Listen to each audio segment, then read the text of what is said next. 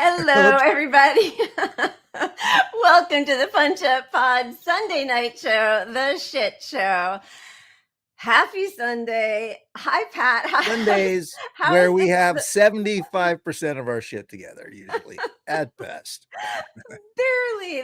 That's being incredibly generous.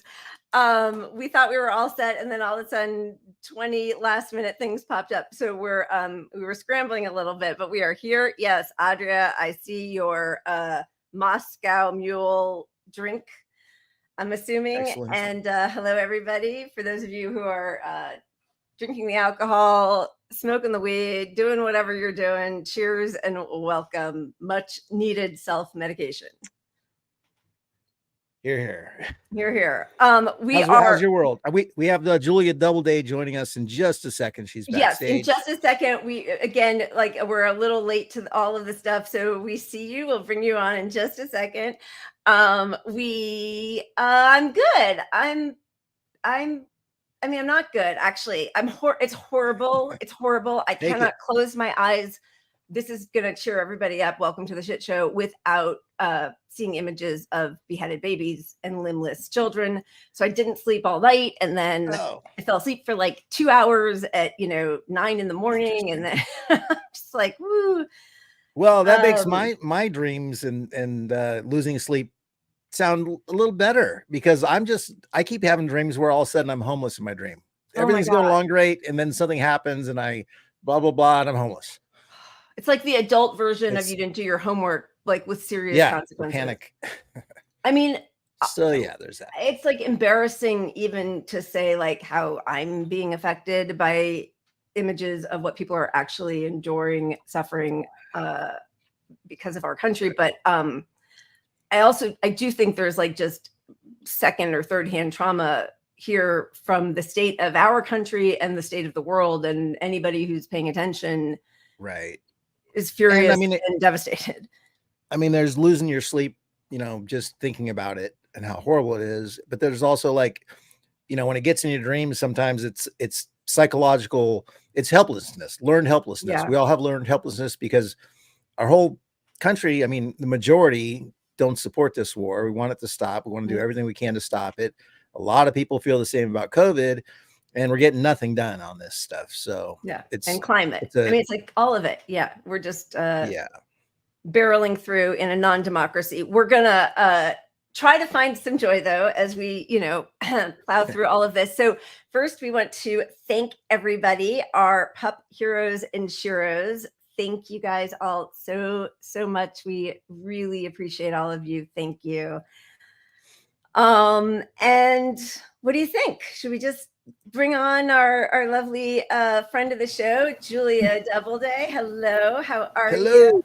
I'm good. How are you guys? We are good. It's so good to see you. I think your hair has grown a foot since the last time we had you on. Is that possible? It may have. Yeah, it may have. I have not gotten it cut in a while. I love it. Me neither. I love that. Love it.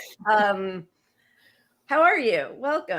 I'm good. I've been better. I've been having, you won't believe it, but I've been having long COVID issues. I'm in my long COVID is real bitch t-shirt, which I got from Berlin Buyers Club. So shout out to them. If you want to check them out, they're like a great artist collective. They're not really making money off of it. They're just like donating it to research, and they make a lot of really cool t-shirts. It's called Berlin Buyers Club, and the designs are by this woman Sophie, who is also suffering from long COVID, like very severe long COVID, and is kind of like struggling financially. So I always want to shout out her. Yeah. Amen. I'm sorry, but you said you're doing well, but you are currently still struggling with long COVID. So it's not haha funny, but I started the gauntlet over a year before I'd ever had COVID. I just started it because I was like, oh, this is like a fucked up thing that's happening, and it's just not sustainable, the rate at which everyone's getting infected. I will say that because I have underlying health issues, and specifically my underlying health issues put me at high risk for long COVID, I was like, I really can't mess with this virus. Right. I finally got it last November. And since then, I've really been just resting. I ended up losing my job in January, I think partially just because I couldn't really work much anymore. My main symptom after my infection in November, and maybe this will be helpful for if people have noticed this since their COVID infection, since we're getting so little education about the things that can happen to you after COVID, I started to get these very, very disruptive, awful migraines that just like go on forever and ever and ever. And it was, very disruptive to my ability to work, and also just extreme fatigue. And I've mostly just been trying to rest. Finally, in the last couple of months, I started trying to reintroduce my body to like doing a little bit more. So starting to leave the apartment and go on walks. And then just in the last month, I've really been in what is called kind of in the long COVID community, a crash, where I really couldn't leave the apartment or do anything or even like walk downstairs to get a package or anything. So I was not doing well. I am doing better, which I'm very excited about. So I'm excited to be here tonight. Thank you. Yeah. But it's kind of been very frustrating that, I've been advocating for so long and working so hard to try not to get this virus, and still, in spite of everything, in spite of all the measures that I took, it's really just a reminder that you really can try very, very hard not to get COVID. But if there's not a government level response, if there's not actual institutional public health, disabled people, vulnerable people, anybody cannot by themselves stay safe from COVID. That's just not how public health works. You cannot you out With a of global a public pandemic. out of a public health crisis. Yeah. But Julia, if masks work, how did you get COVID? This is what people will say. This is the. Well, I'll tell you exactly how I got COVID. I got it from my boyfriend. So he was in my house, and I was, around him without a mask. And actually, so we're long distance, and he got into town. I gave him a test, but honestly, like, my protocols have changed since then. They've gotten even stricter. Like, you have to just keep getting stricter and stricter. And I had given him a test the first day that he was here, and like 2 days later, I should have kept testing him, and I just sort of was having fun and didn't like think about it. 2 days later, he's like, "Oh, I'm like feeling a little scratch in my throat. Like, we really should have done another test," and tested him, and he was already super positive, and I was already exposed. I was very sick. I will say that even with Paxlovid, I got rebound. I was positive for like 18 days or something. I was like, unsurprisingly, got like a very severe case, and just never have fully recovered. So I'm so sorry. Yeah. Where was he? Had he had to fly, or how did he get? He was flying, and he does a lot of COVID safety now. But he had been to like a work event where he hadn't been wearing a mask at that, and so and I mean, that's the other thing, is that when people say, well, you can make adjustments for how safe that you want to be, and I think people, they don't think about it for more than 30 seconds, because it's like, you have to interact with other human beings. So the only way to make you work is to totally self-isolate for your right. I mean, that's it.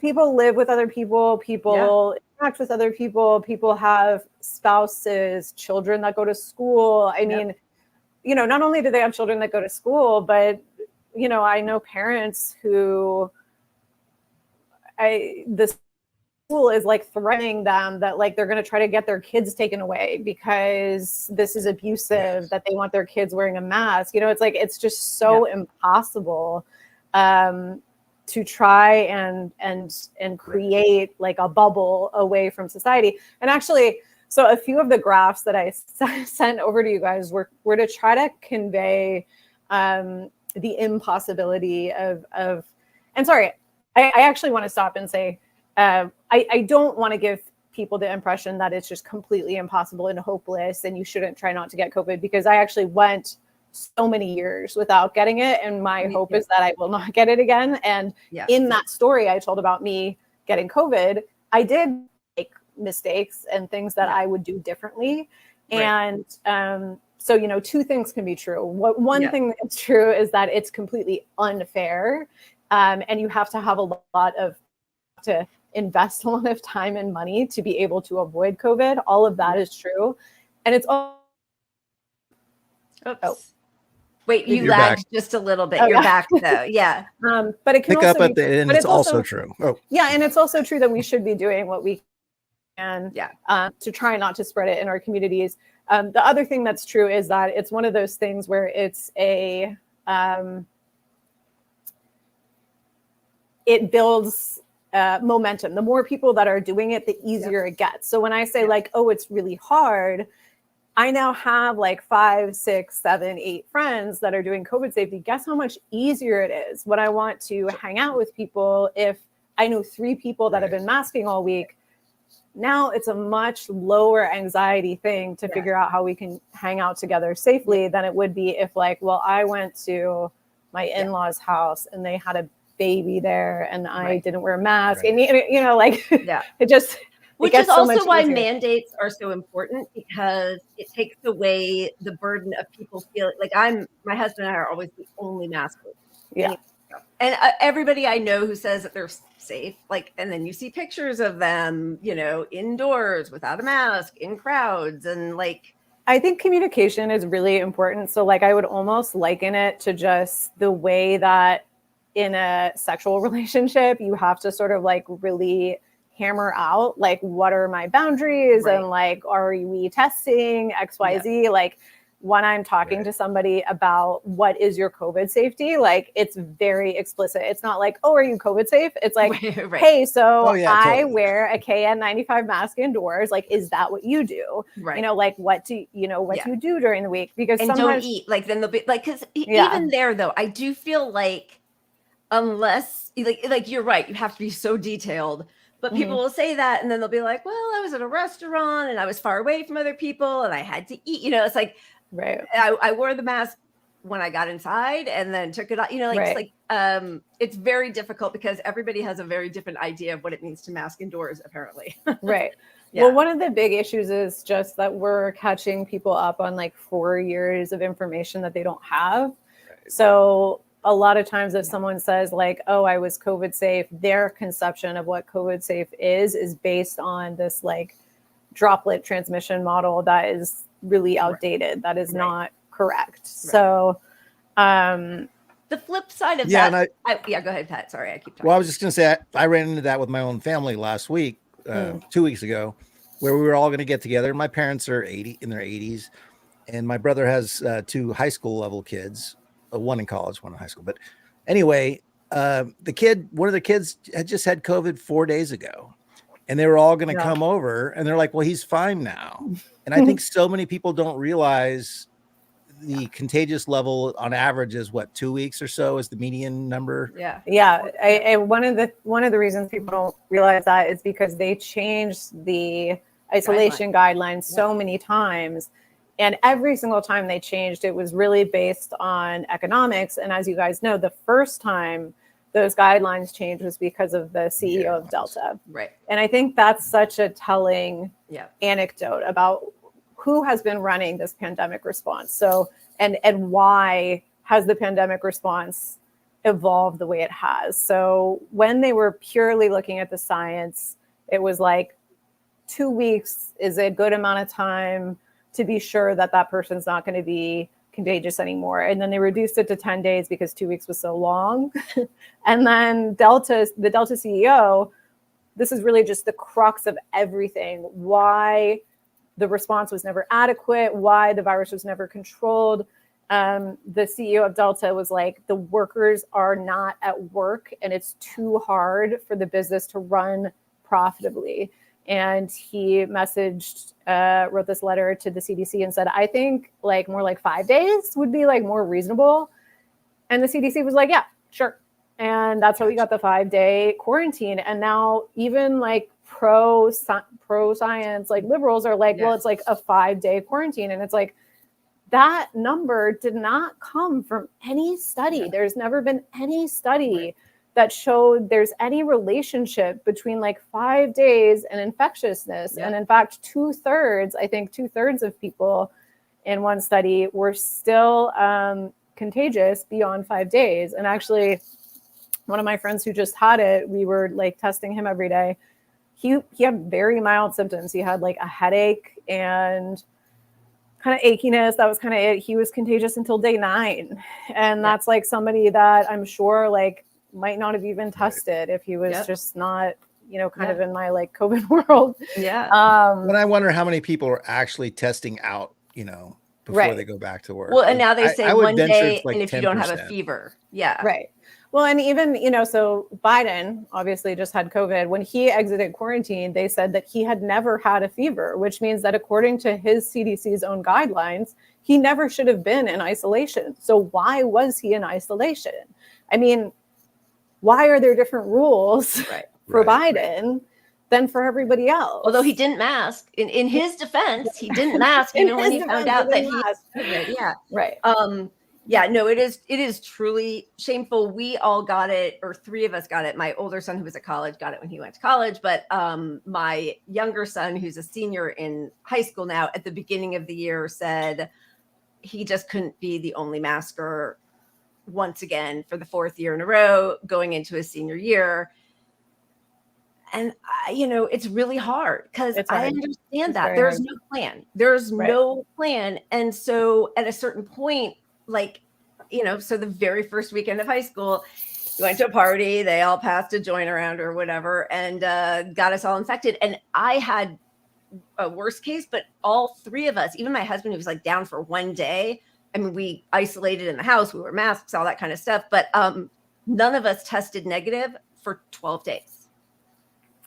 But honestly, I don't think you do know that's worst case because nobody is really checking. It's like if we were actually testing out of quarantine, I think what we would find is much more similar to that 10 to 14 days. That was the original guideline. Yeah. The thing is, it wouldn't be so disruptive to the economy if we did have good containment measures because everybody wouldn't be getting it all the time. The issue is that everyone's getting it all the time. So once the decision was made that we're not going to control it, we're not going to contain it, it just became, well, then people can't test and people can't know and we can't talk about it. And now that's the official policy. So you better not fucking say the word COVID. Yeah. But, you know, and then, I mean, if you're thinking long term for the economy, disabling millions of workers is really going to devastate. Don't get me started. I mean, this is just climate change 2.0. Yeah. Why don't you put up the image, image A and image B, I think are the 2 that show what's going on with disability. 1 second. Yeah. So we're both doing it. Okay, so here we go. Here's image A. This is what is happening with disability in this country. And so this is the civilian labor force, disability ages 16 and over. Right here, you can see where 2020 hits. And, you know, you see people saying, well, I don't, you know, everyone must be exaggerating. It can't be disabling people that much because I don't see any mass disabling event. And it's like, yes, it is very, very apparent in all of the data. So you're not looking. And what's bizarre to me is the way they talk about it is so similar to Republicans, you know, in 2020. It's like, I don't, like, where are these dead bodies? COVID isn't real. And it's like, I don't know. Did you look at the data that showed that hundreds of thousands of people died in a few months? Like, that's the same fucking climate thing. change is real. Why is it cold today? Right. Exactly. And and it's the same kind of arguments. It's like, well, I don't think any of my friends have long COVID. And let me talk about that for a second as well. There's a few reasons why you may feel that you do not know people who have long COVID. The first is if you are an upper middle class young white person, you are in the demographic that is the least likely to have long COVID. So that's number 1. But number 2 is you don't know what the fuck long COVID is. So if you know people who in the last few years have started to develop a wide array of health problems, like they got shingles and they're not over the age of 65. They have a new autoimmune disorder that they randomly developed. They have migraines now, like me, that they never had before. They have diabetes. Allergies all the time. No, actually, but like COVID dysregulates the immune system and can bring on new allergic reactions or more severe allergies. There's all kinds of things that COVID can be doing. A new heart condition. Do you know someone young who had a stroke or a heart attack randomly? All of those things are manifestations of long COVID. So, you say you don't know anybody who has long COVID, and then you know all of these people. I know like 4 young people who have gout now. Like, I didn't know anybody who had gout before. Yeah. I mean, I know somebody with every condition you mentioned before gout. Like young people. And my boss people. probably has long COVID. Hair falling out, teeth falling out, like all kinds of stuff falls under the umbrella of long COVID, because what long COVID actually is, and the way they study it, and the reason it is so common in these studies, is what they're doing is they're looking at a population of people that had COVID and did not have COVID, and they're looking at what is the controlling for other variables, how much more common are these health conditions. Right. And they're finding that COVID increases your risk for a lot of different health conditions. Cancer, like young people getting cancer. So cancer, I try to be a little more cautious about the cancer stuff, because when it comes to things like the cardiac arrests and the strokes, the kidney disease, the diabetes, the autoimmune disorders, all of this is proven. It's like very detailed papers showing that this is happening. With cancer, what we have is mechanisms. So we know the mechanisms by which COVID cells may be leading to cancer down the road. But there's a lot that we still don't know. So I try to be conservative in what I talk about, so that people don't say, oh my gosh, these crazy people think that everything is COVID. Yeah. That being said, there was a big piece, in the Washington Post recently where they talked to cancer doctors, and they're saying, yes, we are seeing a lot more of these cancers, and it's concerning. And here are some of the mechanisms that we think are causing it. Right. So I do try to be more circumspect about it. Yeah. And I do try to draw a clear line and say, yes, we know that having COVID gives you this like much higher risk of having a heart attack within the next 6 weeks. Cancer is a much more complicated process, and we're probably not going to know much more about it for 5 or 10 more years. Right. But we know that there are mechanisms that are very concerning. Yeah. Okay. So going back to the disability thing and the economy, which, it does puzzle me. I don't understand it when, Larry Summers, I hate him so much. I'm Summers. Summers. Yeah. Summers, yeah. Like 6 months ago or something said, there is no amount of money that would be too much to throw at long COVID. It is going to have an enormous impact on our economy. He is one of the most disgusting, right-wingy capitalist lib kind of people in the world, when he is sounding the alarm. And then we just it was after that they went down to the 1 day of isolation. It was after that Ashish Shah said that people who mask are on the fringe, I don't know.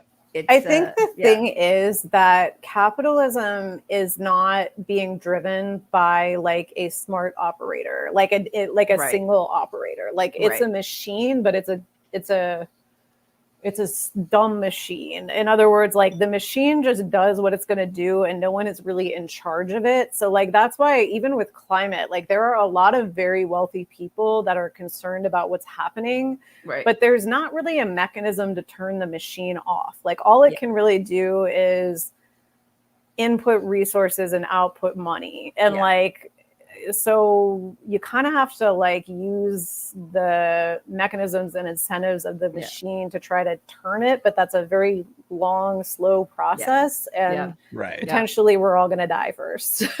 I mean, what would happen is more wealthy, powerful people have to get long COVID. Yeah, I think so. I mean, it's Fetterman. No, I'm kidding. Fetterman, I mean, already has long COVID. I mean, he had a stroke. Strokes are quite common after COVID. He actually currently has COVID, which is very bad. That's a very bad thing to have happen to you after you've had a stroke. I don't know if he knows that. I don't know if he cares. I mean, he's a great example of like these people who are within the machine can't even represent themselves. Like this is sort of what I wrote about Biden in my article, which is that the machine is still, everyone thinks of Joe Biden as like, I even saw it when he was going on TV being like, the elites want me out. And it was like, well, you're the elite, you're the president. But it's like, well, he's put there by donors, and now he's being taken out by donors. Right. Like politicians are still ultimately the employees of the donor class. He was put there by COVID, and he's being taken out by COVID. Yeah, and he. This is your latest article. Yeah. There he is. There he is taking his mask off. I had to use that photo of him. That was the first time he got COVID, right? Where he goes and talks to everybody, or was this even just this time? I think because the first time, remember, he makes a joke to the whole crowd, like, "Oh, don't let them know." No. That wasn't even when he had COVID. That was when Jill had COVID. So he had a known exposure. They told him to wear a mask, and he like took it off and was like, "Don't tell everyone I took my mask off."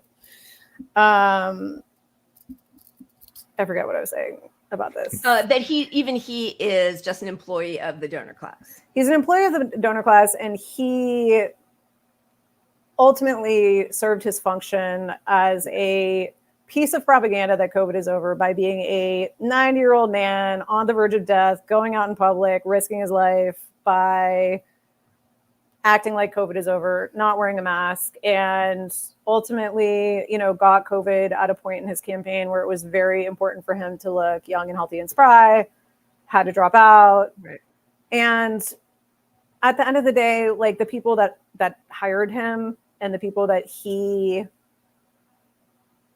gave everything for ultimately saw him as just as disposable as the rest of us. Like these people don't care about you, Joe. They don't care about you, John Fetterman. They don't care about any of you. Like none of us matter. Yeah. Well, okay. So first of all, I can put it back on the screen, but what is the title of your article? It was in there, but I forget. Oh, it was here, I'll just show Joe. it I think it was Biden's COVID hubris. Oh yeah. Yeah. Hubris is the nail in his reelection coffin. Oh yeah. Yeah. Yeah. And I mean, the thing is, since Biden got elected, 800,000 people have died of COVID since Biden got elected. But his team keeps tweeting this weird stuff that seemed to sort of imply that 1 million people died of COVID under Trump, which is not true. 400,000. So crazy. Yeah. Because this just came out 2 days ago, or yesterday. Stricter COVID rules could have saved hundreds of thousands of lives.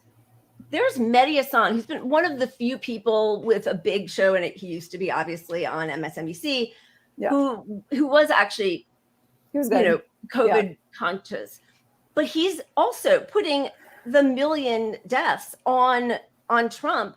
And like, we know that this is the rate, right? Like, I think that he's saying, I think that he's saying of those 400,000, 250,000 could have been, maybe I'm misreading it. I don't know. I mean, I don't know, because here's the thing.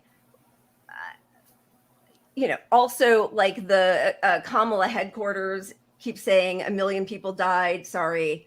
Over 1 million Americans died, and he told us to inject. Oh, that's a lie. Yeah, that's a lie. Okay, let me talk about this then. Let me talk about this. So 400,000 Americans died of COVID under Trump. Right. And the night before Biden and Kamala were inaugurated, they did a little crocodile tear ceremony on the National Mall where they lit 400 candles to honor 400,000 dead. And they were like, boo fucking who, we'll never get over this. This is the most people that ever died. And like, they didn't give their lives for nothing. We'll never stop honoring them. And since then, twice as many people have died of COVID, and they never have mentioned them. They never have mentioned them. There's not 800 fucking candles down at the mall right now. There's 0 candles because they want 0 people to talk about them.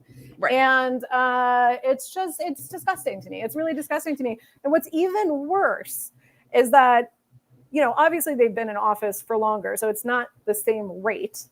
But what's even worse is that now, not only will they not mention these 800,000 Americans that they've killed with their policy, but they're kind of just like trying to like put them on Trump. They're like, over 1 million people died. Well, and I do want to say it's that not true. it was at the same rate for the same amount of time. Okay, and that was with the vaccine at the at that first year. Yes. Yeah. You see this point where the deaths finally slow down here after February 2022. Do you understand why these deaths finally slowed down? It's because everyone was finally exposed. It's because let it rip ended. It's not because of the vaccines. The vaccines had already been out for over a year. It's because the thing that Trump was threatening to do, we had finally done it and it was finally over. All of the most vulnerable people were dead. That's when the deaths stopped. It's when let it rip ended. Oh, it just drives me crazy. Well, and also, you know, a study just came out that says there was some immunity put on people who had the infection through Delta. But once Omicron came, there was almost no, if you had been previously infected, you had very little extra immunity from that. And at that point, all the masks were gone because we were all breathing the sweet, sweet, fresh air. Nobody, like, isolation had been down to 5 days. There's no more sick pay. There are no more OSHA protections. There's no more free, like, some tests maybe, but like people were thrown off Medicaid. Like Omicron wave 1 was a very deadly wave with hundreds of thousands of people who died. And 40% of them were vaccinated. And while this was going on, both Biden and Kamala got on TV and said only unvaccinated people were dying. And that was a lie. And a lot of vaccinated people died because they did that. And 100%. A lot of vaccinated people continue to die because they continue to imply that you cannot die if you're vaccinated. Now, I'm very pro-vaccine. I have every fucking vaccine and I'll keep getting them. Yeah. And one of the reasons I will keep getting them, well, there's two reasons I'll keep getting them. The first one is, I think everybody should know this about the vaccines. These are two of the major pieces of information that they do not tell you about vaccines because they want you to believe that your one vaccine you got in 2021 is enough to protect you forever and it made COVID go away forever. And that's just not true. Right. The first piece of information you should know about these vaccines is that they peak in efficacy the 3rd month after you got them. After that, their efficacy declines continuously. Right. So if you got vaccinated 3 years ago, it's not doing shit anymore. It does not do anything anymore. Okay. So you're essentially unvaccinated. So let's start there. The only protection you have is from your most recent infection. You have some immune memory from the last time you got infected, but that's a terrible way to protect the population. It means that your wall of herd immunity is being maintained through constant illness, disability, death, and harm to the population. It's not a public health strategy. So that's one. The second reason you need to get vaccinated as often as you can is that COVID, which we did not realize that this would happen back in 2021, COVID is highly, highly immune evasive. It mutates really, really fast. So that's why, you know how on TV you're always hearing about all these new variants? Oh, like the flirt variant, which actually isn't a variant. It's a group of variants. But so right now we have KP1 and KP2, which are flirt variants. And then we have KP3. And we also have LB1. And in the winter, we had JN1. And the vaccine we have right now is for XBB. Now, XBB was the predominant variant, not last winter, the winter before, because our vaccine technology is just not fast enough to keep up with how fast COVID is mutating. So it's great if you got the most recent vaccine. It is a vaccine for the XBB variant, which was most dominant in winter of 2022. The COVID that is circulating now is like a really distant grandchild of what you got vaccinated against.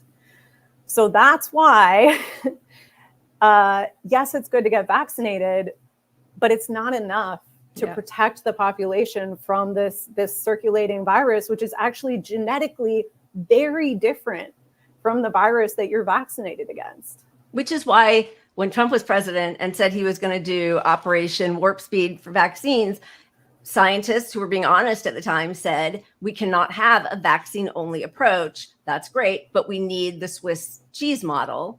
Yeah, and then some of them did.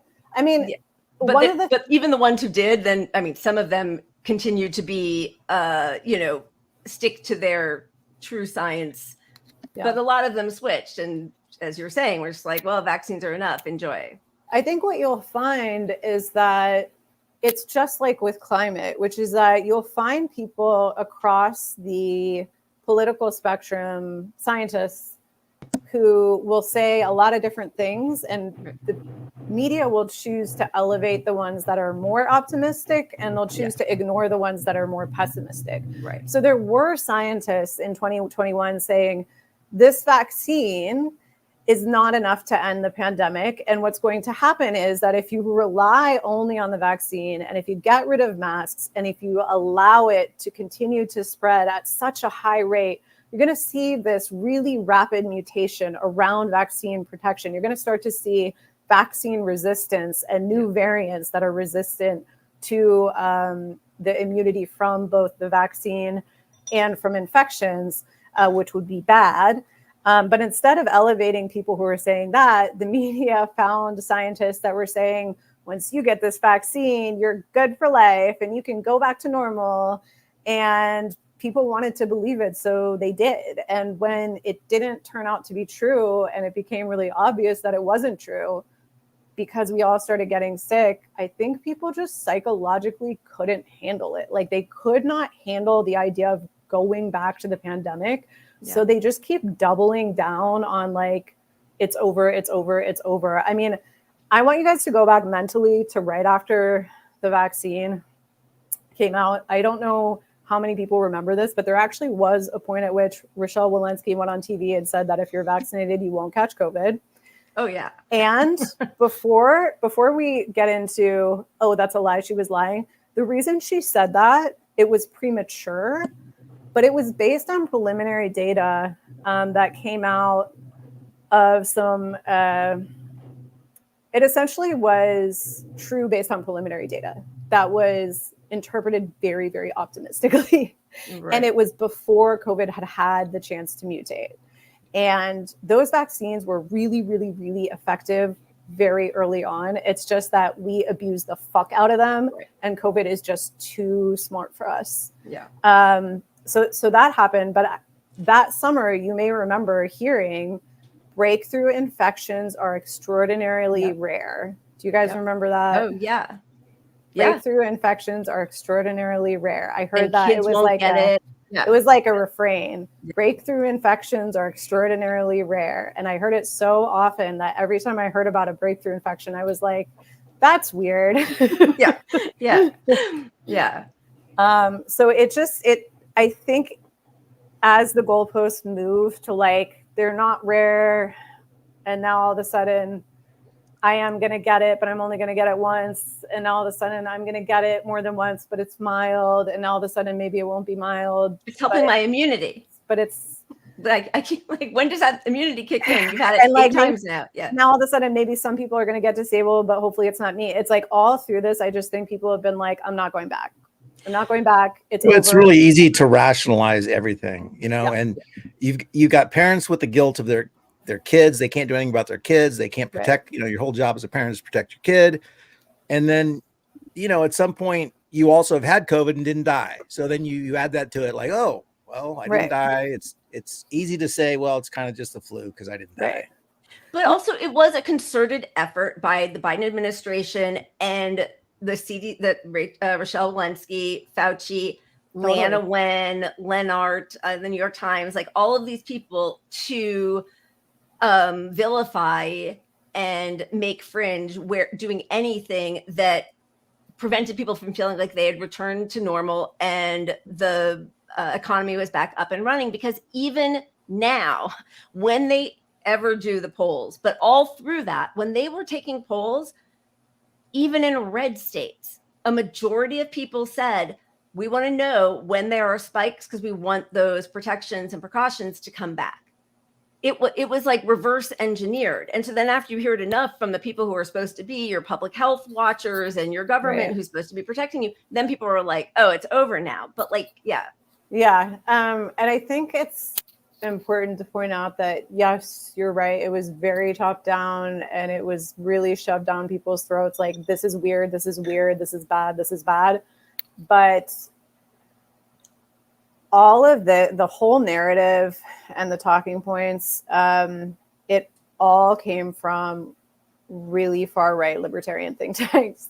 So like the Biden administration was very lucky to have like just waiting for them all ready to go, like it was all the same talking points, like right away. Like when they decided to pivot, Dave Leonhardt, exactly who you're talking about, the New York Times, I quoted some of the stuff he was saying in Omicron when they decided to turn on any kind of, you know, NPI, not, you know, anything that wasn't the vaccine. It's very subtle, like the language shift, but they started saying stuff like risk tolerance, and they started saying, well, so I wanted to keep in mind the context of what's happening while he's saying this. This is one of the deadliest waves of the pandemic. So while he's saying this, thousands of Americans are dying every day. And nearly half of them are vaccinated. Yep. And while in this column, he says, you know, red state, you know, Republicans seem to have a higher risk tolerance, and there's no right or wrong. It's just that some people can tolerate more risk. And essentially what that wording is saying is that be brave. Some people are pussies. Yeah. Some people are cowards. Some people just don't have balls like I do, which is essentially the right-wing argument from the very beginning, you know, was that you guys aren't really courageous like me, who goes out and gets diseases, which is like a very absurd argument. It doesn't have anything to do with public health. It doesn't have anything to do with like the argument around disease. But now you have in the New York Times, someone saying, some people just have a different risk tolerance, which is like, no, that's not how we talk about spreading disease. Yeah. And they love the diapers on the face thing, but then Trump comes out and they all wear little ear bandages. Like, what the fuck is wrong with you people?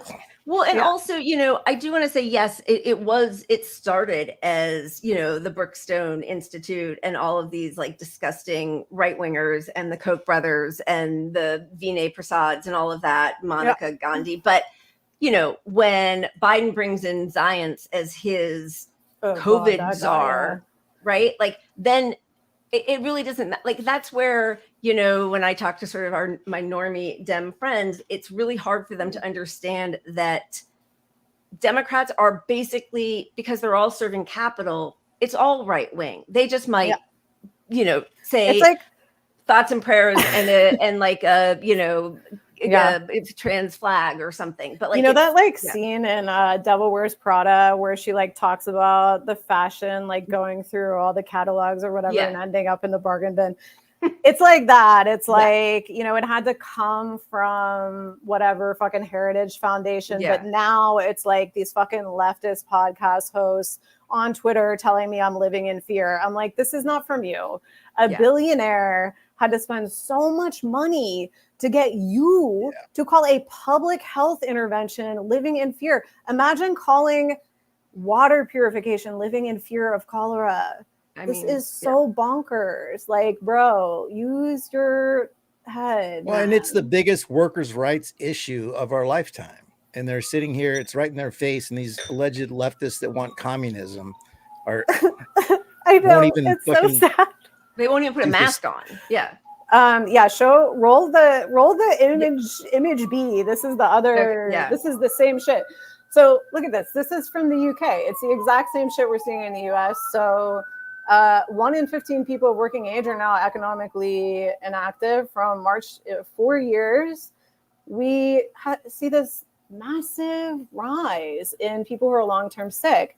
And what I want to talk about in the UK, what we're seeing, which is so just staggeringly absurd, is that they have actually noticed that this is happening.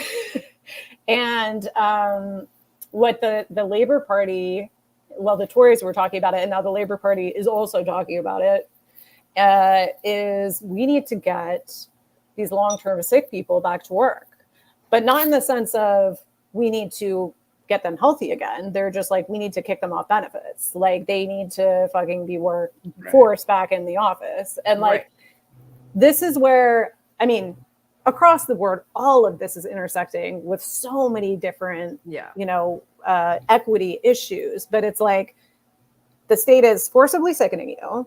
It's forcibly disabling you. And the next thing it's going to do is kick you the fuck off benefits, because guess what? It's not going to be able to support all of these people it disables. It's not going to want to. Yeah. And that's where the cop cities come in, because we're going to be protesting that shit. Gosh, I know. It's just.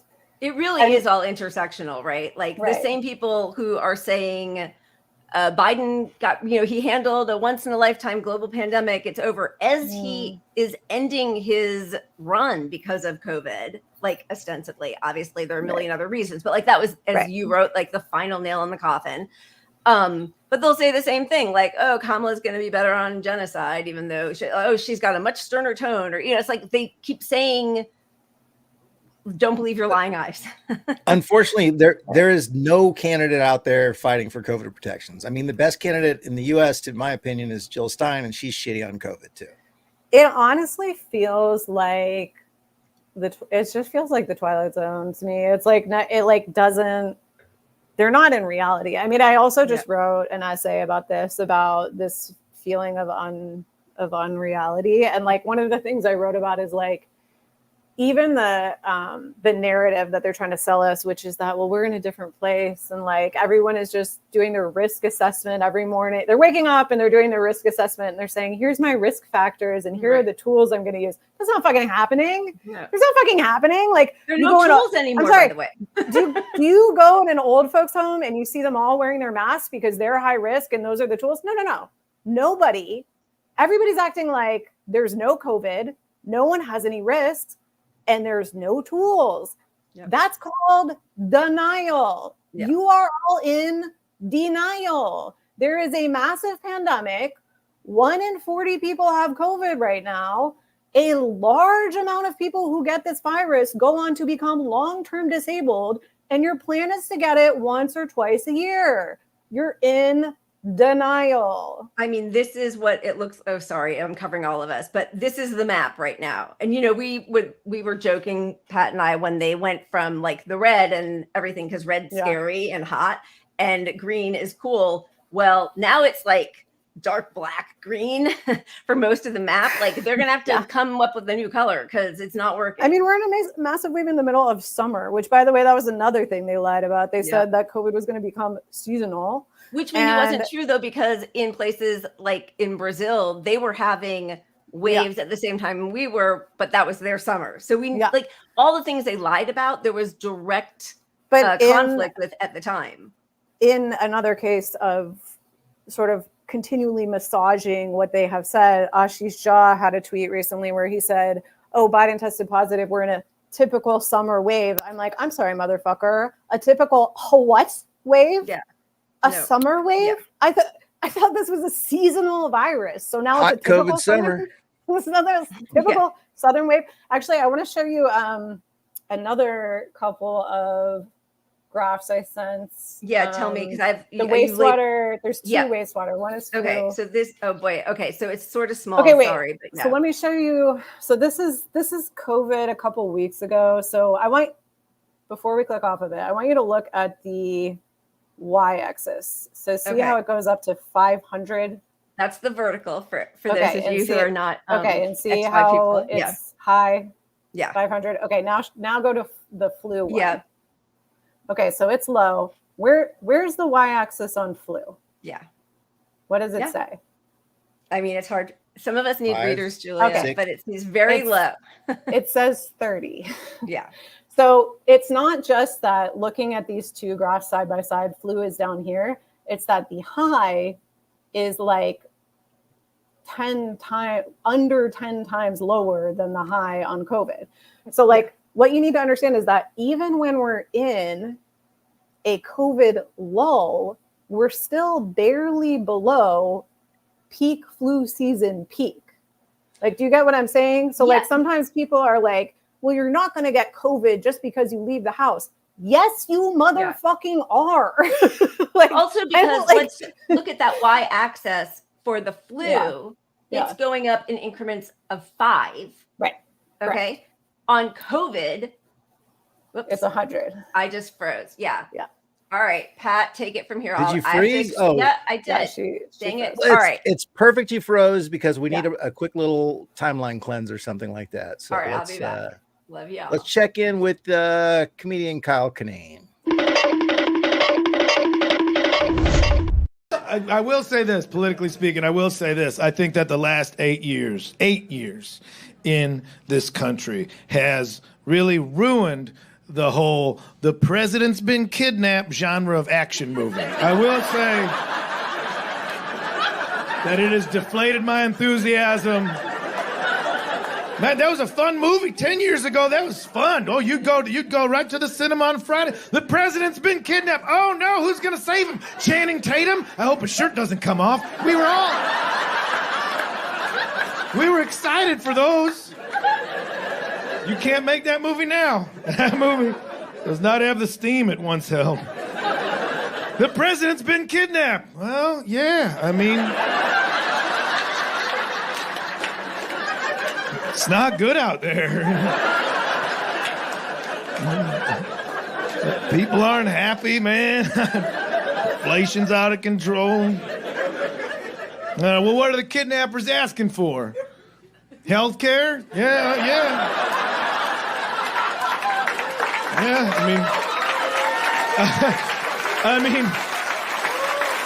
don't get me wrong.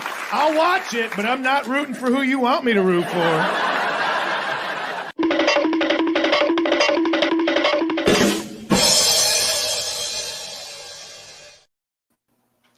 I'm back. Hey, Julia, I'm looking at the time and I realize we only have you for a couple more minutes. So I want to make sure we get to the graphs or graphics that you still wanted to address.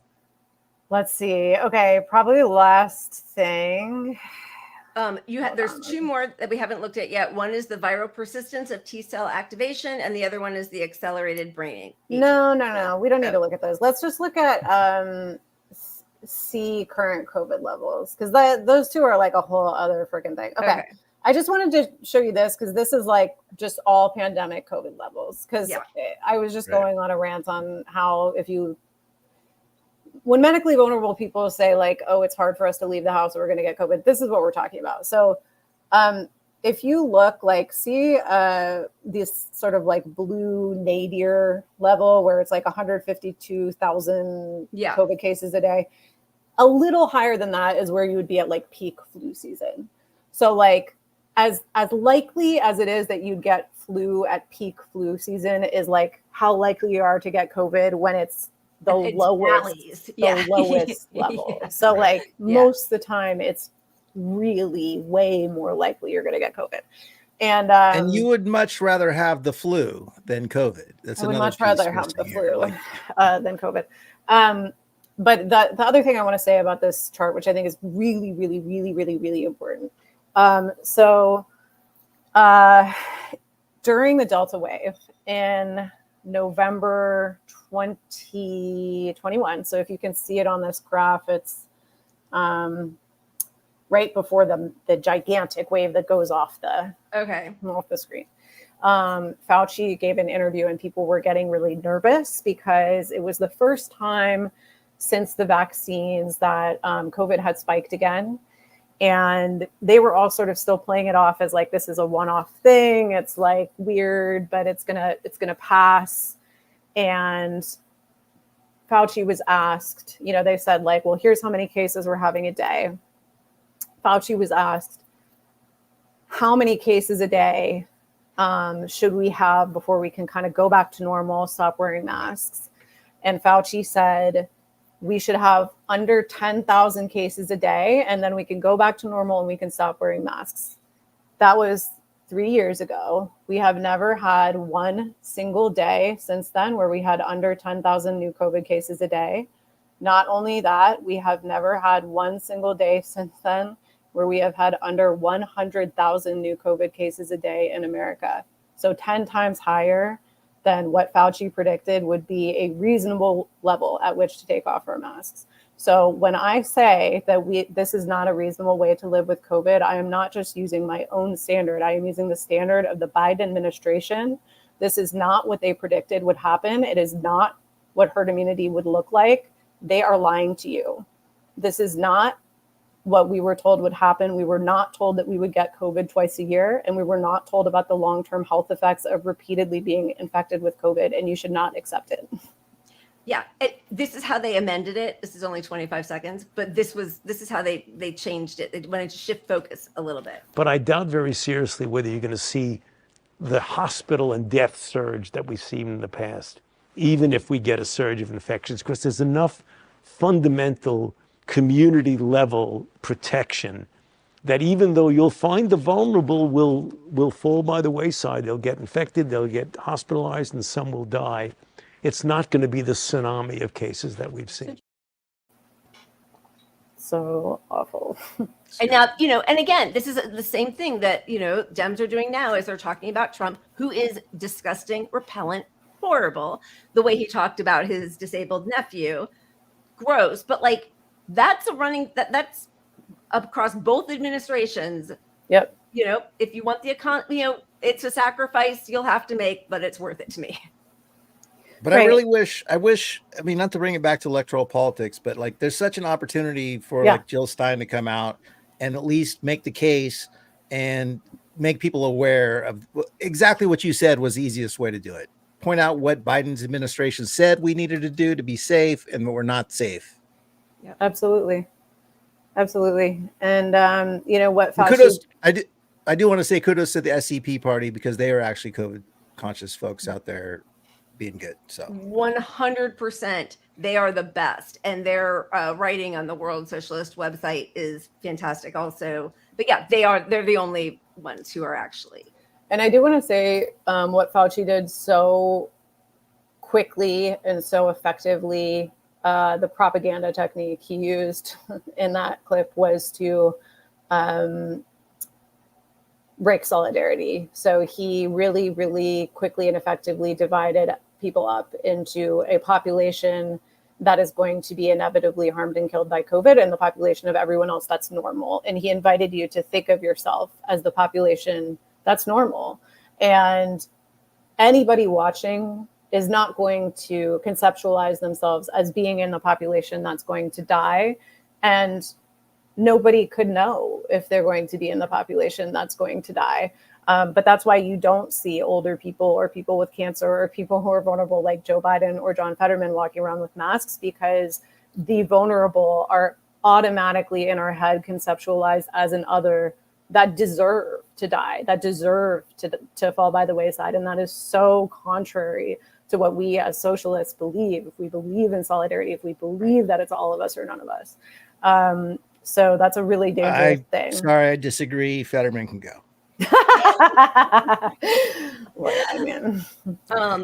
They absolutely did that. And I think, again, at the beginning, I think that the messaging actually was much clearer. They talked about your bubbles and, just because you want this person in your bubble, you have to know everybody in that person's bubble and everyone in the, or who has comorbidities, 75% of the whole country or whatever. Or once you've had COVID once, you're likely to be somebody who now has some sort of you might fall into automatically high risk. Yeah. So it all just changed once Biden came in and they sort of like manufactured the social end to a pandemic that persists. Like it's still here. The World Health Organization just yesterday or today put out new travel advisories. It's horrible.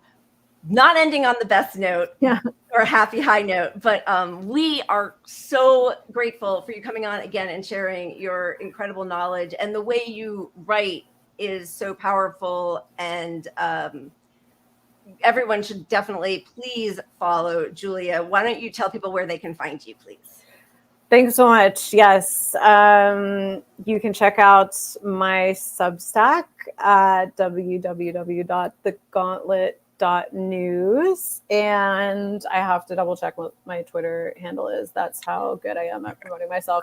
It's Julia Julia_Doubleday. Yeah. Okay. And that's in the Twitter post about it is there. And then that can link to the gauntlet. Yes. Your latest article is great, as have all of your articles been. Really appreciate your voice out here and also that you're sharing it with us in here. So thank you. Thanks so much, you guys. You're amazing. Many thanks for coming back. We'll see you later. Cheers. Awesome. Thank you. Bye, guys. Bye. She's amazing and so prolific. I mean, every week there's another great article out that sums up everything I'm thinking, but haven't been able to synthesize quite the same way, so definitely follow her. And I know, well, we can talk about, it's back in the news. So certainly there's, and Julia, if you're still, you can definitely feel free to take off. You don't have to wait back there. We won't be offended. Yeah, I would leave immediately. Trust me, don't worry about that. But no, what I love about Julia is like, I say all the things that she says, but I don't put facts behind them. I don't have the, read the article, but I'm not quoting it. I'm not putting numbers in front of people. And she does that in her article so well. Yeah. So go follow. So yeah, she's fantastic. And, the reason, obviously, I mean, we always love having her on. It's absolutely still happening. Ridiculous that anybody would believe otherwise when here's the thing. Up until March, see, now that I was like, no, we say facts. And I'm like, March or was it May? But everybody who saw Biden had to test before seeing him, PCR test. And, I'm thinking about getting one, actually. I mean, it's crazy expensive, but I don't know how else to do this. There are home PCR tests. It's a really expensive first purchase. It's like $300. But then each test, I think, is $4. So long term, it will end up, because now I think, what is it, 2 for $25? If you can even find the test. If you're regularly testing, accurate. It makes sense to do the PCR home testing now. I've looked into it too. Yeah. I mean, I'm not testing that often because I'm not exposing myself to people and I'm masking, and whatnot. Right. But I mean, it should be a habit. We all have that PCR test should come down to $20 and everybody should get it for free. I mean, this is how important it is to our economy, per Larry Summers, who says you can't put a price on it. I mean, we can control this if we actually did something crazy like that, Well, and also it's, like all of these wealthy people who are like, oh yeah, no, it's asymptomatic, but I did test positive for COVID. It's like, so you all are testing every day, because otherwise how would you catch COVID? Like nobody else tests until they feel symptoms, right? Yeah. They are testing every day and they're still getting it over and over repeatedly, right? So, but now, I mean, this is what's so crazy. So not only did they say in this latest study, United States restrictions and excess COVID-19 pandemic deaths, basically the key points are the states where the restrictions were higher did much better. And if we had continued these more stringent protections, we could have spared an estimated, 118,000 to 248,000 more lives. That's a big spectrum there, but that's a lot of people. Again, that's still just talking about people that died immediately from the acute effects of COVID. Right. 100%. Like if you put that number into how many people are disabled, and it's like, oh, we could have prevented 10 million people disabled in the US alone, probably. I mean, exponentially when we get to it. It's a geometric progression. Yeah. I do think we should spin this wheel so we can drink some more beer, because we need a pause and some lightheartedness. Bring a little joy. Okay, to the rest of the COVID joy. Yeah. Okay. Here we go. Yeah, baby. Do we only have to? We have another timeline cleanse? Oh, we got a pile of timeline cleanses. All right. In fact, I'm going to play the one that is entirely immature, just because we need a true timeline cleanse. That sounds good. I'm pouring a second glass of wine. How to achieve your dream. Visualize your goal. Make it happen. Enjoy the smell of success. Keep practicing. Don't give up. Believe in yourself.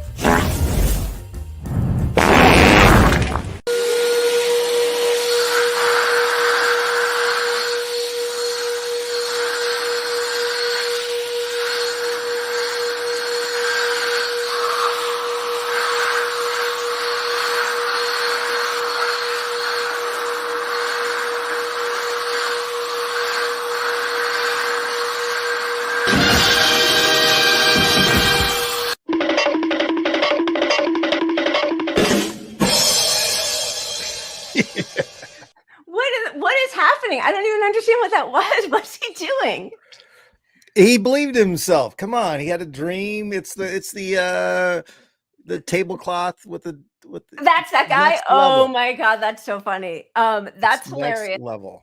You know, they say that the number one way to be successful is just be born a billionaire. Go out and do that. That's actually true.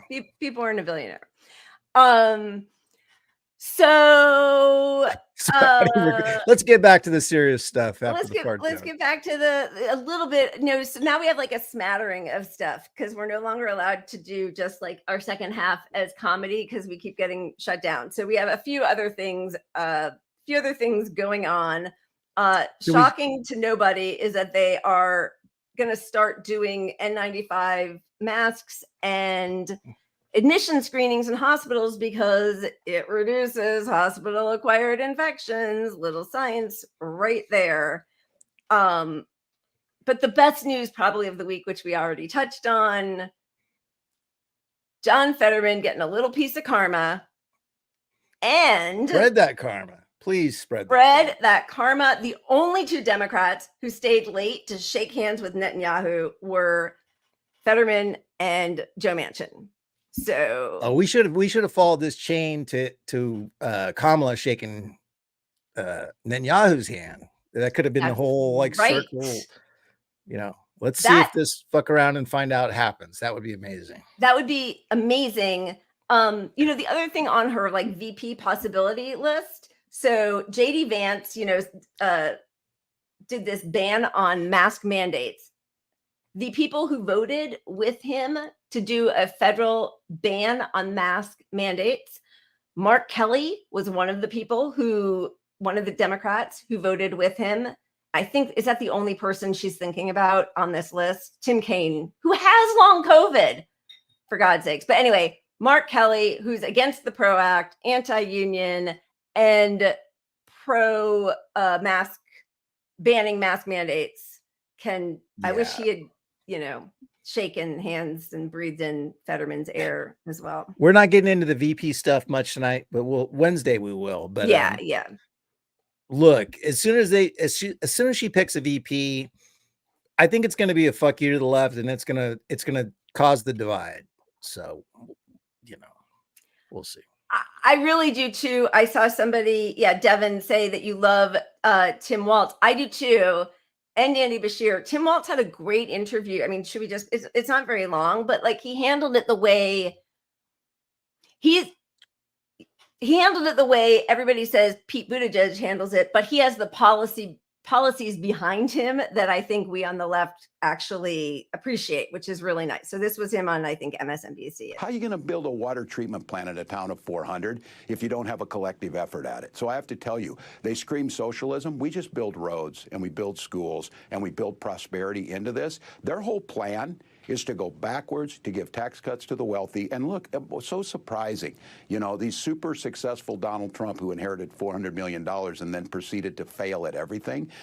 Middle America, you earn it, but you know what? You're not on your own. Neighbors help neighbors. And I will, this one bothers me. I heard you talking about punching back at the bullies. They see people less fortunate as scapegoats and you know, punchlines for their jokes. We see them as neighbors. And I said it with my mom. My dad dies when my little brother's young. We're teenagers. We get Social Security survivor benefits. I'm all for pulling yourself up by your bootstraps. We didn't have any boots. Social Security was the boots, and we pulled ourselves up, and we paid that back. And I think J.D. Vance gets none of that. You know, it's the aw shucks, I'm from here or whatever. So my hillbilly cousins did not go to Yale, but I'll tell you what they did. They contributed to our community, and they're proud of it. Look out for your neighbors. Stop being weird. The Governor Tim Walz way of politicking. We love to hear it. Thank you so much, Governor. And that's why she'll never pick him. I was gonna say, like, that alone just guaranteed donors were like, get him the fuck off this list. Never gonna happen. Exactly. And you know, sorry, I'm looking at everybody's they're going to go to the battle box and demand nothing. They've already completely capitulated. But like Tim Walz right there, he's saying, you know, did he say the word communism or socialist or something like that? But, they call us socialists, but he's like, I'm not a socialist. We just do stuff for each other. But it's killing me how the right is able to label Kamala Harris like a socialist communist. And you got Musk out there with his little graph with circles of Kamala being a hard left.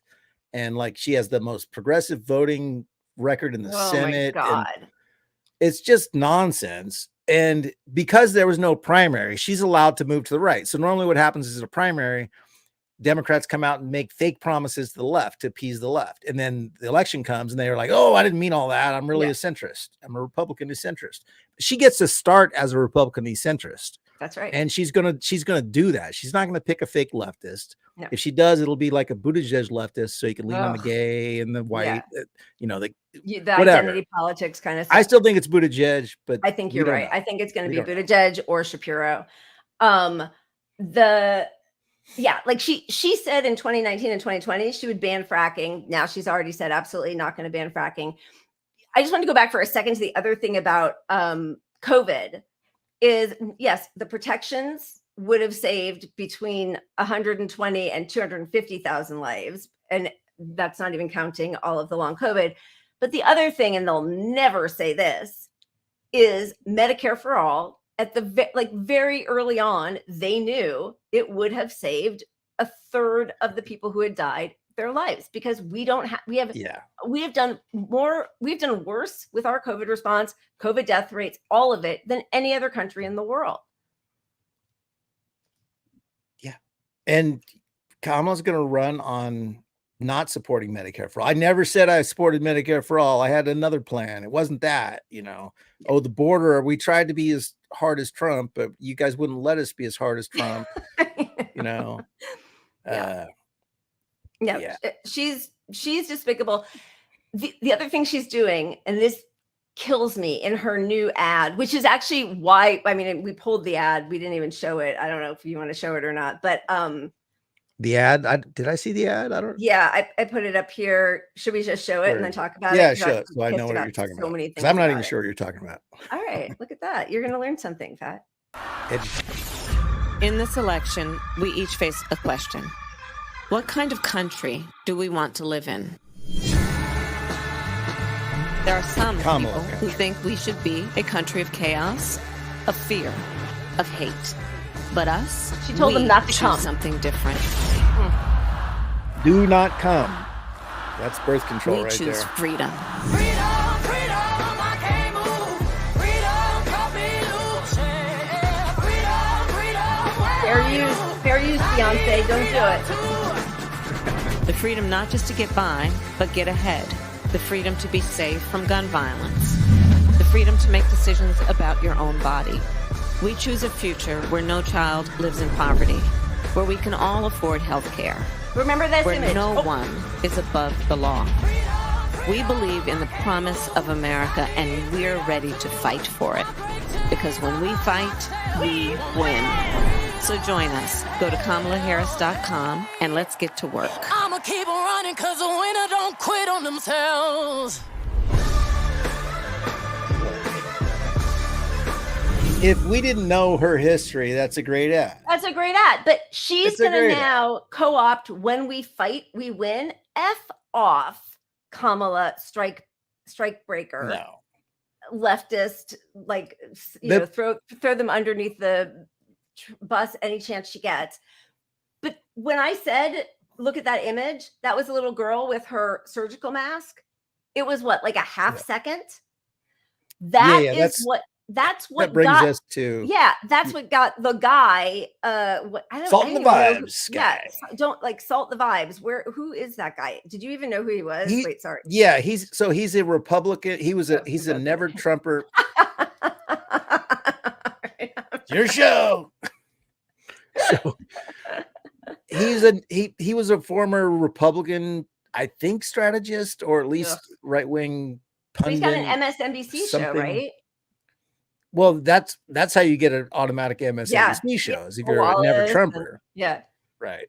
But anyway, to read it, everybody's probably seen it. One minor quibble I didn't mention in the video: Democratic ad makers and news editors, please delete all B-roll of people in mass. Salts the vibes. Remember, we are not going back. We're not going back. We never left. to protecting ourselves from a fucking pandemic. Yeah, we aren't going back to that. Apparently, that's the whole thing. And I mean, honestly, like if he hadn't even written that, people might not have noticed. I mean, it was so quick. And you don't know, like, is that a child with cancer, or like, is nobody ever allowed to protect himself or herself? Like, what is this message that's so difficult? You know, Biden comes out after having COVID, like announcing that he's infected, no mask, getting out of the car with people driving him who have to, by the way, help him out. He's so fragile. Then he gets onto a plane with people, no mask. It's so insulting. It is, but you know, I think I don't know that even him drawing attention to that issue wasn't intentional. Like they really want it. It's a sign to the right. Like we're not going back. Like don't attack us on masks. Don't attack us on mandates. Don't attack us on the border. Don't attack us on the, you know, we're not going back is such a good strategy. I mean, PR wise, it's brilliant because you don't have to say what your vision is for the future. You put vague shit out there like she does. Right. But not going back does highlight, you know, abortion. But of course, you know, who lost abortion rights for us? Who lost Roe v. Wade? You did. And what's her big plan? Did. What is her plan? Is she going to expand the court? Is she going to publish the ERA? I mean, there's so many different things that she could do. Yeah, but not going back lets them hide behind whatever Trump's terrible vision is. We're just not that. We're not that. He wants to take us back. We're not that. Which is good enough for most libs. Yeah. Yep. I'm scared of this thing. Honestly. You what? What was the last thing you just said? I'm scared she could win it. I know. I mean, because she's attractive. Young, like, yes, that's great. Let's call almost 60 young. And I'm fine with that. But like everybody's just so pleased that she can barely put a sentence together off. I mean, she can do really well off a teleprompter or off a script. Yeah. It's going to be bad when she has an interview. And if anybody would ask, what is her vision? What are her policies? Does anybody care? Yeah. Look, they are really going to try to hide her like she's Biden with dementia and run a PR campaign of commercials and shit like that. Like, yeah. It's all vibes. It's just going to be the vibe candidacy. It is totally vibes. Brat Kamala, you know. Yeah. Like yeah. Kamala is Brat. Charlie SCX. Thanks so much. Yeah. But no policies. I've not heard her talk about a single policy or a single way to address Project 2025. The Cop City are happening now. Her saying that the protests were anti-Semitic and like that is happening now, burning the flag. Sorry, go ahead.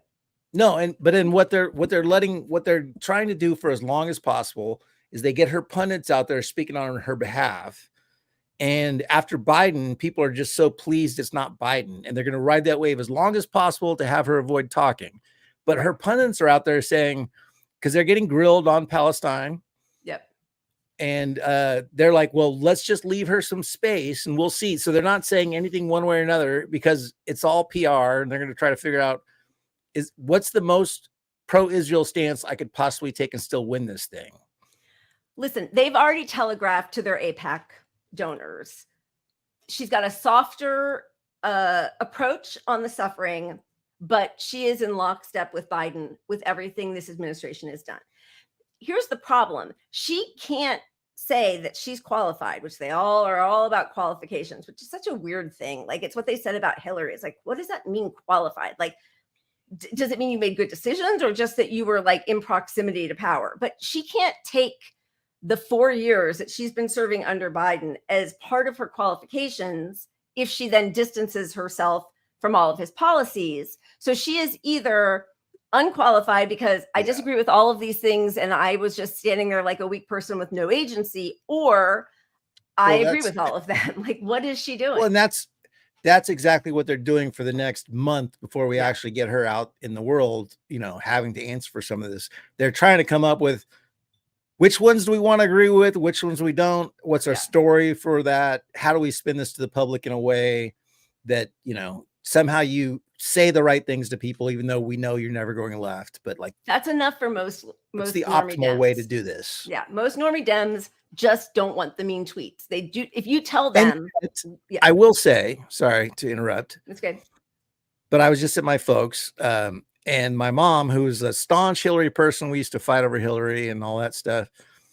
She is like, I fucking hate Kamala so much to my core, and Is it's she a because racist? No, I'm kidding. I'm joking.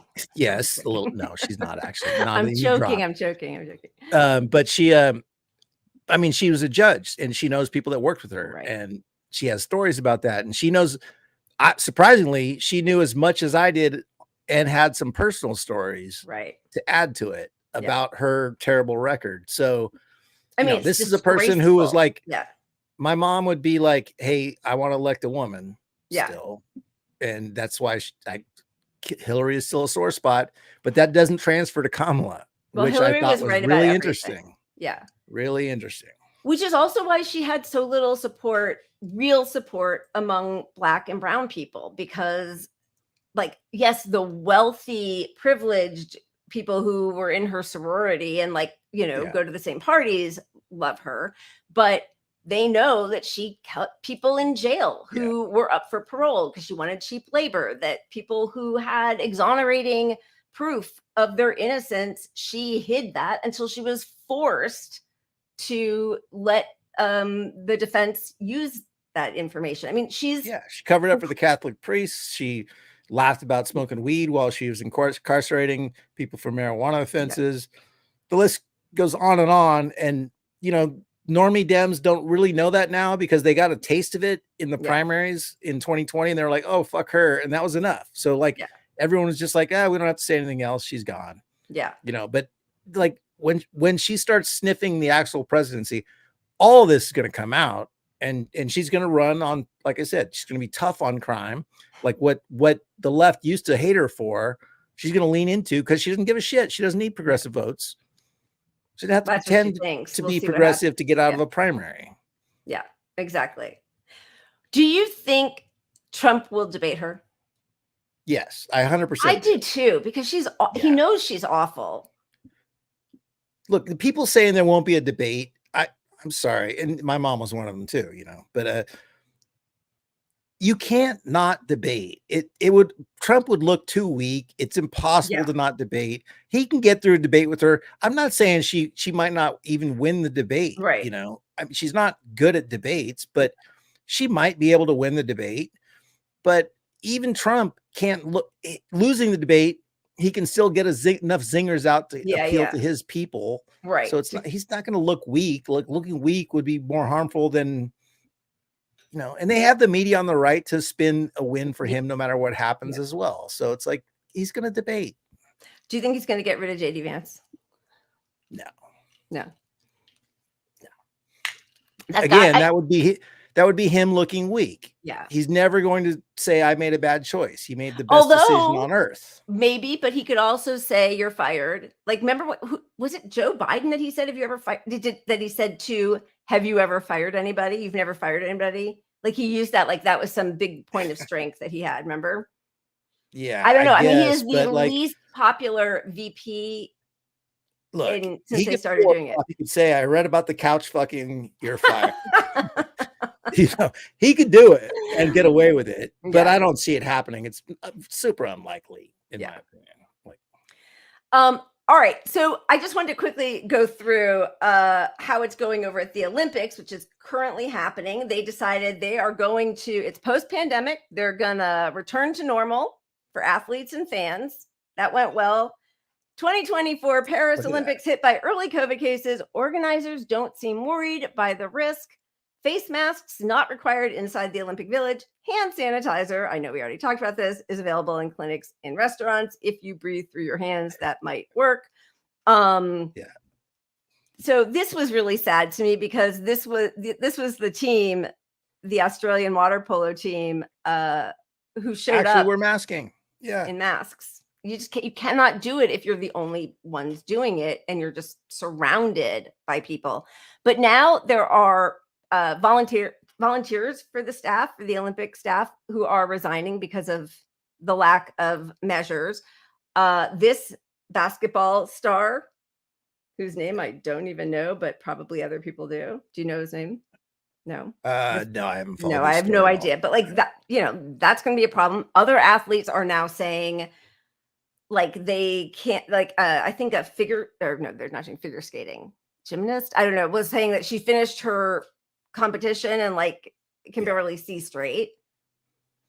What are we doing? Look, you've got the public is in tight quarters for these events. That's the biggest Right. thing. You're in massive long lines to get into these events, and then you're they pack it as full as possible, right? So they're super spreading, right? And then you've got all the athletes around each other. They're living in dorms with 4 people to a room. They're super spreading. Yep. It's everywhere. I mean, the travel advisories now, there's like 5 countries in Europe you're not supposed to go to already per the WHO. Like, That's be right. warned, COVID's everywhere. So Portugal of course, was one Paris of them, is going which to really top the bummed me. list. Yeah. Paris is going to be the top of the list. Yeah. Should we spin the wheel? We only have so many things. Definitely. Okay. Get some joy in our life. All right. and Why even would if you it's a want fart joy, video. Pat? What are you talking about? Joy. We haven't had a. I mean, not that we're doing shots. I know, but I mean, I just keep my glass is never empty. Another timeline 10. All right, I'm going to add some more. Okay. Take that one off, though. I think we'll move on after that. I'm removing it. This fits. This is life in late-stage capitalism. I wake up at 8 a.m. and immediately get hit with my morning thoughtvertisement. Drink Shaboinky juice. Half the calories, twice the Shaboink. I then fight my 8 roommates for space. Since Zillow now owns 100% of homes, this is our only option for living. For breakfast, my duplicate brings me my morning ration of trough slop, 100% processed. Then I go to my job as a full-time plasma donor. To pass the time, I watch my favorite 24/7 live streamer. Yo, it's Dystopian, and today we're gonna be siphoning memory from a duplicate. Hopefully there's something good. Oh, childhood trauma. That's whack. Just then, world-famous lonely hand model Mimi Moneybags walks in. Looks like she's doing a make-a-wish for a 36-year-old man dying of diabetes. I can't believe I'm meeting you IRL. Can I use my last memory unit on you? How pathetic. She makes 15,000 gallons a year. That's a lot of water. Figuratively selling your body makes so much more than literally selling it. Then my girlfriend leaves me because I couldn't make my monthly girlfriend subscription payment. You need to start donating more plasma. I'm already donating the legal limit. Well, why don't you just siphon some from your duplicate?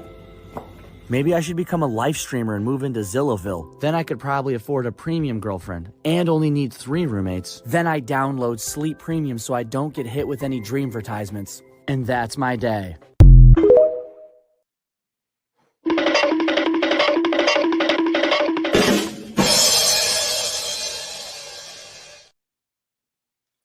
That about sums it up for sure. Jeez, Thank you, Louise. Meme Girl. Meme Girl does all the heavy lifting every I know single she time. really does. It's excellent. Love her. All right. What else do we have? Oh, I do think it, because we're going back to COVID. And by the way, I did like refill my glass. Do you have another beer? How are you doing? Fresh beer. Okay, good. So travel warnings. They say, wait, I'm just looking because there was a statistic in here that's so crazy. Anyone going on holiday to Greece, Portugal, and other EU countries. Okay. Malta 400% increase. Yeah. 400% increase. In Portugal, the number of cases recorded surged by 700% between May and June.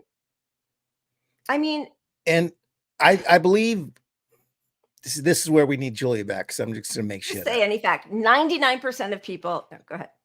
No, but I think they were saying in Paris, I think they were at 4 times the COVID cases of last year at this time or something. Yeah. Yes. In that article that was talking about the something in like the WHO. that. Yeah.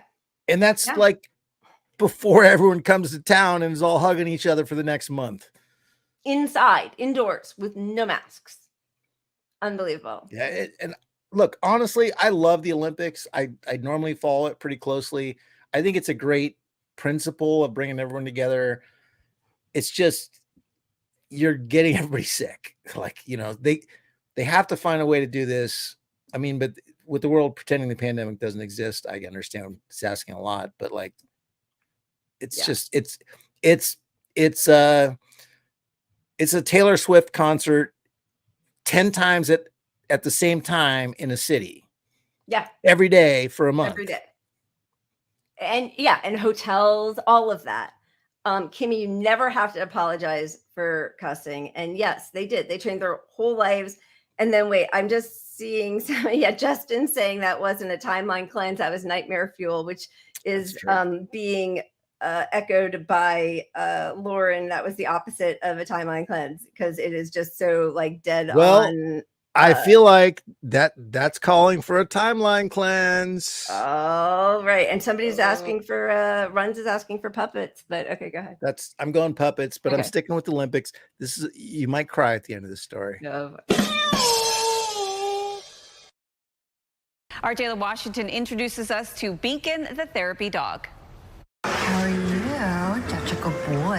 A certified credentialed staff member for USA Gymnastics, even sporting a custom bandana with the Olympic rings. You're such a good boy. Beacon the therapy dog is the official goodest boy of the Olympic trials. That's his title. Oh my goodness. Sometimes if we don't see people reacting, we hear them reacting. We hear a gasp, and that's usually his cue. Oh, remember. He's a member of Pet Therapy for USA Gymnastics. Who's your friends? It's a partnership that started a little over a year ago. You can take it. One of the gymnasts last night suggested that the CHO would be appropriate, the Chief Happiness Officer. Talk about it. It helps. It's a healthy distraction. Gets their mind off of the intensity of the stress of their competition. And how does it work? Do the athletes just snuggle with him and rub on him, I guess, before they compete? It depends on the event sometimes, so we create what we call a wellness room. This week, Beacon has been spotted on and off the competition floor with 2020 Tokyo Olympian Sumi Lee. There is 2024 Olympic alternate Koi Yang and Shalise Jones, who got hurt the first day of competition and had to pull out of the meet. Two others, Kayla DiCello and Sky Blakely, were also injured and unable to compete. And that is something that's weighed on everyone. Been a few of the athletes that since these injuries have occurred, they're reaching out to Beacon more. His simple presence going a long way. I do feel emotional talking about it now because helping these gymnasts aim towards their dream or achieve their dream. In Minneapolis, making me happy. I'm Jayla Washington.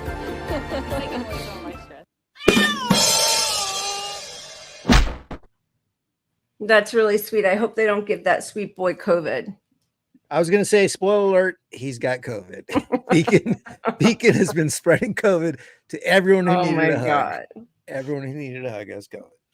So Comic-Con just ended out here. Josh and I were supposed to go. He goes every year. It's down in San Diego. It's absolutely not my thing, even without COVID. You know, it's like packed convention center and people are dressed up as their favorite comic book heroes or whatever the hell characters. And then you wait in long lines to sign autographs. You know, it's just all that kind of stuff. And then the other part of it is it's a lot of like hobnobbing and schmoozing at night at different parties. And because of a lot of different travel stuff, we couldn't go. And we were supposed to meet our mutual dear friend, Tina, there. And she had some parties already lined up and we couldn't go anyway because of our own family stuff. But also like all I would be doing where I'm supposed to be like hobnobbing and schmoozing with a mask indoors, sweaty, gross, crowded, while everybody's looking at me like I'm the asshole for wearing a mask, and Josh also. So we didn't go, but I just saw today Comic-Con finally back to normal after years of setbacks. How great for them. Back to normal. It worked out great, right? Yeah. I'm sure it worked out great. Just today. Will this be San Diego CoronaCon? Comic creators come down with COVID. So they're isolating in their rooms. It will be, and we should actually share that hashtag and shame. I mean, look, I don't want to shame people, but like anything that draws attention to mass events being COVID spreaders is good because people need to know the risk, and our government is not telling you the risk. But they'll just say, it's not that big a deal. So what? So I've had it 4 times. It's fine. And again, I keep thinking like when people say, like when they start sniffling or whatever, and they're always just like, oh, it's just allergies. It's just a cold. If COVID weren't a big deal, you would say, oh, it's nothing. It's just COVID. Nobody says that because they know COVID is a big deal. Nobody's like, nope, oh, it's nothing. It's just COVID. It's ridiculous. Shout out to the people who are still wearing masks. Paul McCartney.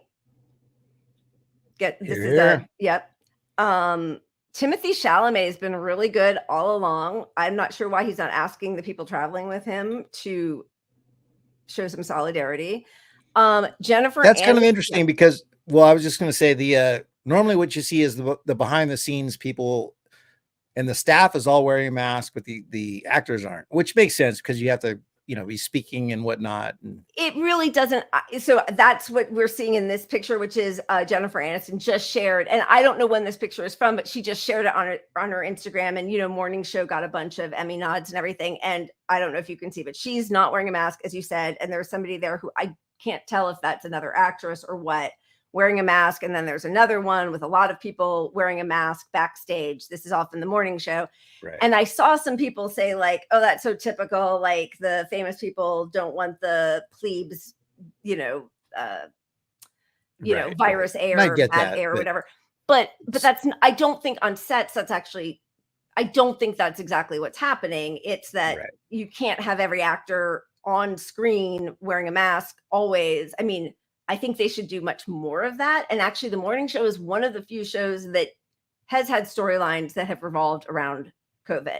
I've never even heard of it. I loved the first season. Is it good? It was the first season was excellent. And then I think I tapered off after the second season. Actually, I loved the first two seasons and I think they've just finished their third.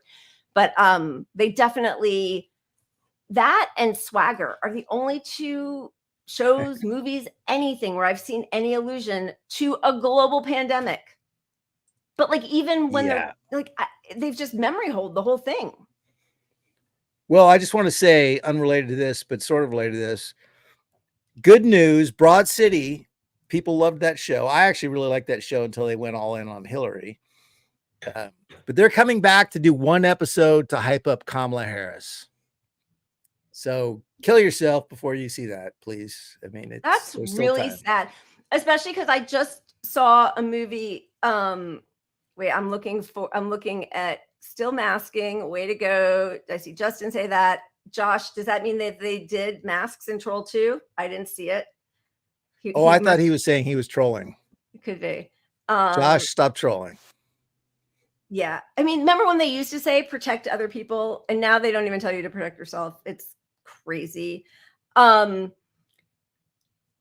City, one of the women from that, Alana Glazer, right?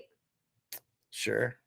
Well, she was in a movie by Pamela Adlon, who was on I mean, she's been in a million things, but you're too Hollywood for me. I have no idea. All right. Anyway, just did a movie that was great about two best friends who like getting pregnant and how they, deal with all of that.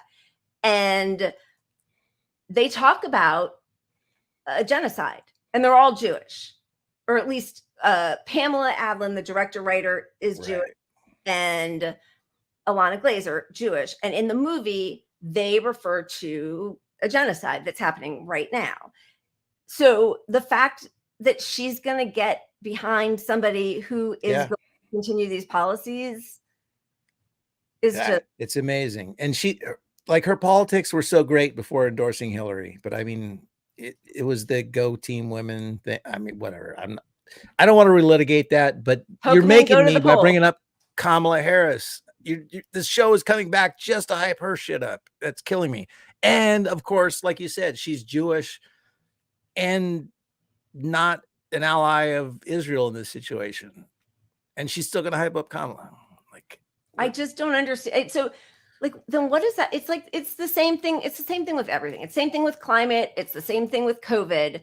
When a Democrat is doing it, it's fine, which is why the harm reduction accelerationist candidate are not who we were told, right? Like on many levels, Biden got done so many of the policies that we're supposed to worry about with Trump, right? Whether it's oil drilling, whether it's deportations, whether it's the border bill, money for cops, 2 more wars, a genocide, like, and But we're not going back to masking or protecting ourselves and or that's what, like, demanding Biden air did what quality Trump couldn't do, protections. right? Biden got liberals to say, go back to normal and it's all fine. He got liberals to accept the Koch brother, Blackstone Institute, let it rip. Yep. I'm the cheery half of this show. Oh, are you? Good. All I'm right. the is making that- up fact. yeah. What do you What do you- got? Is that a wrap, or are we moving on I to don't something know. else? I mean, I mean, I've got other things, but we can. This was actually okay. This is like talking about the whole. This is the Olympics and the genocide. This is where they meet. Just a short clip. We were going to use this as cheers, and then Julia was here, so we wanted to make sure we got her on. But this was backstage at the Olympics, turning this. I think he's a Brazilian soccer fan. Into an anti-Zionist in 45 seconds flat. And what do you think about the game? I thought it was a good game. I thought in the beginning Israel was better, but now Mali is is destroying them. I think Israel is not bad. Israel is not bad, but I think Mali is going to destroy them today. No, I'm just talking about football. I'm just talking about football. the best, no politic here. Okay? Free Palestine! Free Palestine! Free Palestine! Free Palestine! Back you! Mais vous les sortir, c'est des enculés. Comment on dit enculés?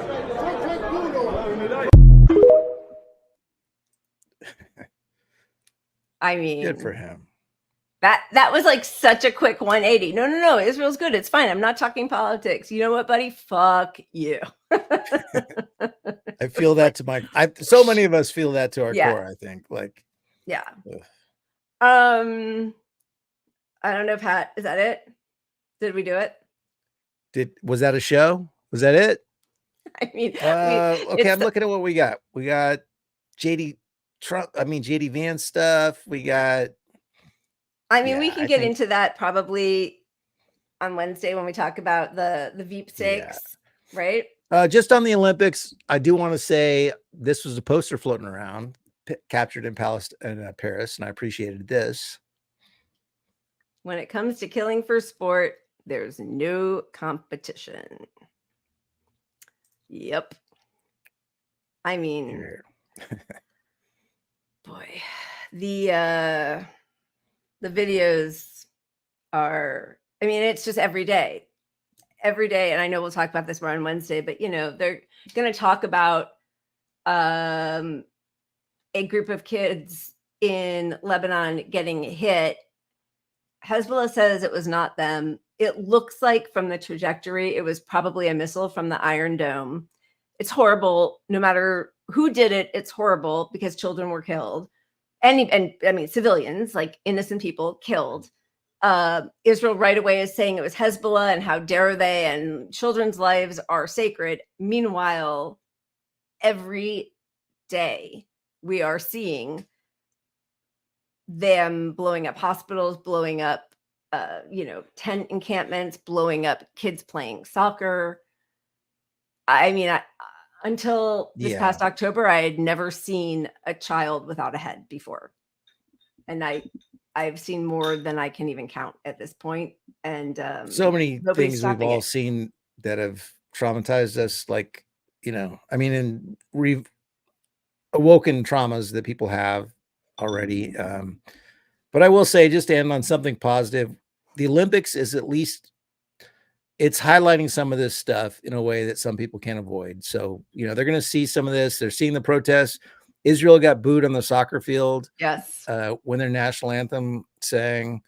The world is so clearly not supporting this. And the Olympics is one place everyone's coming together. So more people are going to see that the world is not supporting this.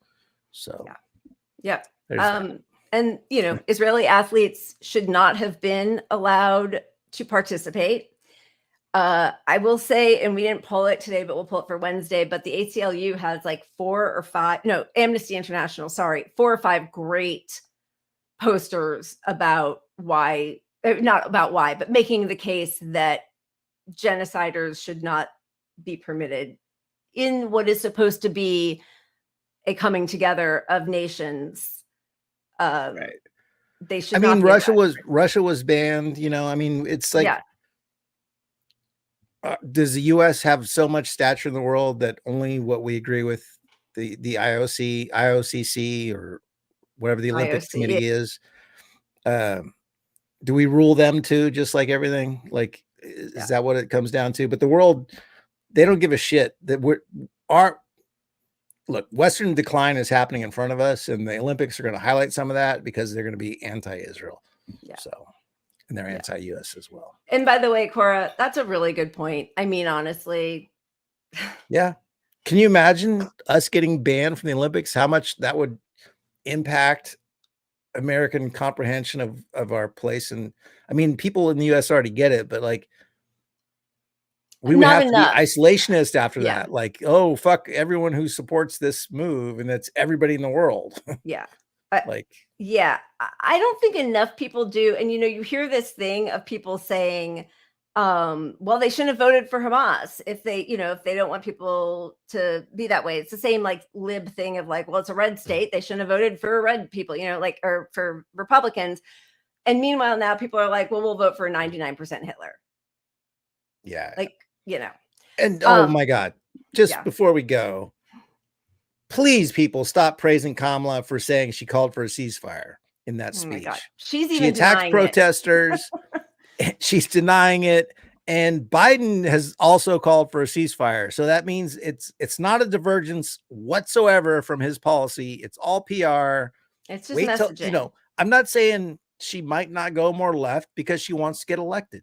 So she's going to put out a little bit leftier position, but like, don't let the rhetoric sway you on what's actually happening. It's just bullshit rhetoric until we see something. Yeah. And we're not going to, because she's already like in bed with the crypto guys. Like, she's all money. That's the whole reason that she is there, is because billionaires know that she will do exactly what they want her to do. So nobody should confuse her slightly less mean tweets with not actively participating in a genocide. All right. You guys are awesome. Julia Doubleday, thank you for joining us today. You were fantastic. So appreciate all of your knowledge.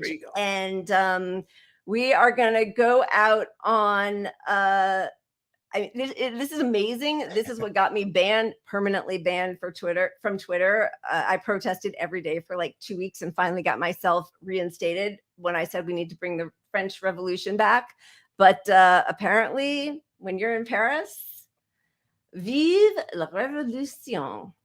Cheers, everybody. Cheers to the French and everyone fighting, and all of you. And thank you, Julia.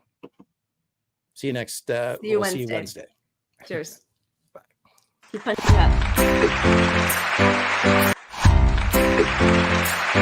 up.